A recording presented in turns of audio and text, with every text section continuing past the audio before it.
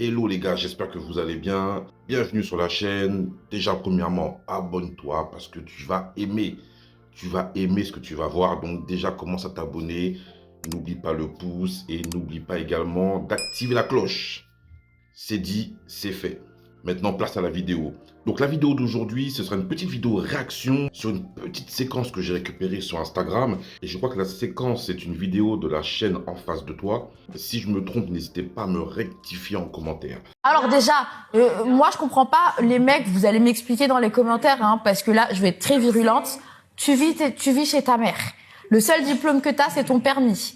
À la limite, ton certificat de naissance. Tu veux une femme qui travaille, qui a son appart, qui a son CDI, qui est indépendante. Mais qu'est-ce que tu vas foutre avec une femme comme ça? Je comprends pas. Qui est soumis à toi. Mais qui est soumise à toi? Pas attention. Il faut qu'elle soit belle, qu'elle ait pas de taille, mais un gros cul. Mais vous vous attendez à quoi en fait? Juste parce que tu fais allez 1m95 et que t'es baraque et que tu vas à la salle, alors là stop. En fait, au bout d'un moment, tu peux pas exiger le beurre, l'argent du beurre et le cul de la fermière. Comme on peut le voir, c'est une femme qui se plaint, entre guillemets, des différents critères que les hommes peuvent avoir, notamment le fait d'avoir une femme soumise, une femme belle, etc., etc. Donc du coup, tout un tas de critères. Et donc son argumentation, c'est de dire qu'il y a beaucoup d'hommes qui apparemment n'ont rien dans la vie, mais qui veulent quand même avoir ce type de femme. Rares sont les hommes, et vraiment très rares sont les hommes qui n'ont rien de spécial dans la vie, demander des critères hors normes. C'est très rare. Un homme qui n'a rien dans sa vie et qui demande des critères hyper hauts, j'en ai jamais vu. Par contre, des femmes qui demandent des critères hyper élevés alors qu'elles-mêmes n'ont rien dans la vie, juste le fait pour elles d'être des femmes leur donne le sésame de se dire « je suis une femme donc j'ai le droit d'avoir une liste de critères hors normes ».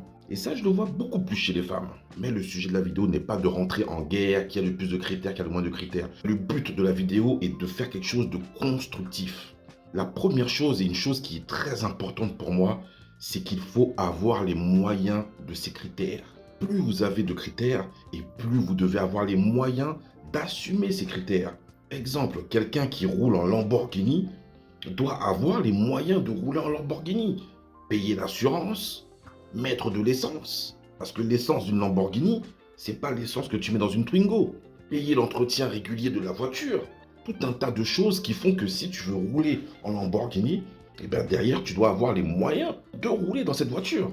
L'importance pour nous les hommes, c'est d'avoir les 3B. Et je vais vous expliquer exactement ce que sont les 3B. Un homme veut une femme belle, une femme bonne et une femme bien dans sa tête. Les 3B, belle, bonne, bien dans sa tête. Lorsque je vous dis une femme belle, c'est une femme agréable, une femme souriante. Une femme, lorsque tu la regardes, tu prends plaisir à la regarder. La femme bonne, bien sûr, selon les critères de chacun, mais c'est une femme avec qui tu auras plaisir de passer à l'action. C'est une femme qui, juste en regardant son corps, fait que Popol n'a pas de difficulté à se mettre au garde à vous. Les choses se font sans forcer. Et la femme bien dans sa tête, c'est une femme intelligente, une femme qui travaille, une femme qui est loyale, respectueuse et une femme qui est soumise. Il est important de comprendre le sens de la soumission dans le couple, mais ça, on en parlera dans une autre vidéo. Il est très important que les 3B que je viens de vous expliquer soient bien équilibrés. Une femme qui est juste belle, ça sert à quoi? Ça sert à rien. À part la mettre en pot de fleurs, ça ne sert à rien.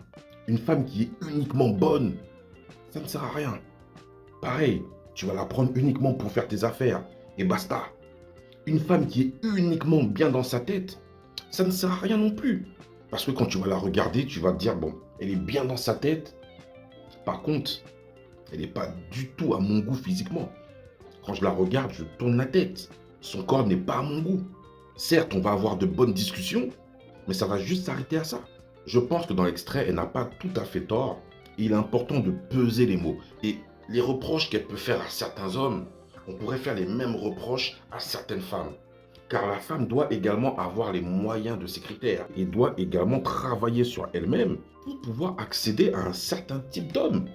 Mais les femmes confondent souvent l'attirance physique c'est-à-dire l'attirance juste pour les mougous et l'attirance pour une vie. Et pensent que parce qu'elles attirent beaucoup d'hommes physiquement, elles sont au top, alors que ça n'a rien à voir.